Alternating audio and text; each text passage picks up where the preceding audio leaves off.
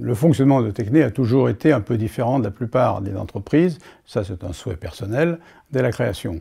Parce que je suis convaincu, j'ai toujours été convaincu qu'on ne travaille pas dans de bonnes conditions sous la contrainte de règlements, de chefs, d'horaires, etc. Donc chez nous, en effet, il n'y a pas de pointeuse.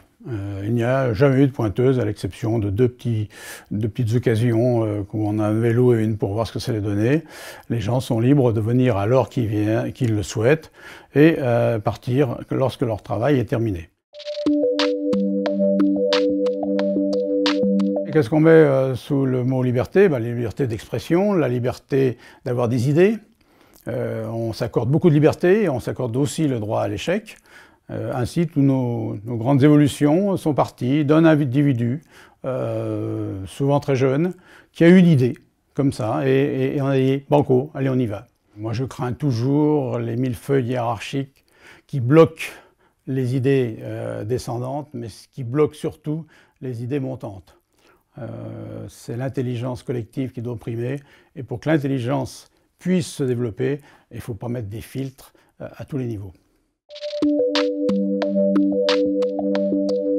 Nos salaires sont en effet 80% fixes et 20% mobiles en fonction des résultats mensuels, de la marge brute mensuelle et par groupe d'individus. Ça a un double avantage. Le premier, c'est que c'est très stimulant. Au moins, on sait pourquoi on vient le matin, clairement, à l'entreprise. Et puis l'autre élément qui n'est pas négligeable, c'est qu'en période difficile, ça permet de garder tout le monde, car les salaires baissent. C'est pas agréable, mais au moins, on n'est pas à l'affût des licenciements, comme malheureusement dans bien des structures. Ça, on en est assez fiers parce que lorsque l'idée a été lancée en 89, on était vraiment les seuls. Et j'ai appris que depuis quelque temps, ça avait fait école, ce qui est tant mieux. Alors, comment ça fonctionne? Tout simplement, les salariés sont propriétaires de la SCI, touchent bien entendu des revenus et une fois par an participent à l'Assemblée générale et ont leur mot à dire à égalité. Les Français, on aime bien la propriété privée. On préfère être propriétaire de son habitation plutôt que d'être locataire. Pourquoi on ne serait pas propriétaire de son outil de travail? On rentre le matin, on vient un peu chez soi et non pas à la boîte. Le système est applicable à toutes les entreprises, j'en suis convaincu. J'en suis convaincu avec une précaution, c'est que tout n'est pas applicable de la même façon dans toutes les entreprises.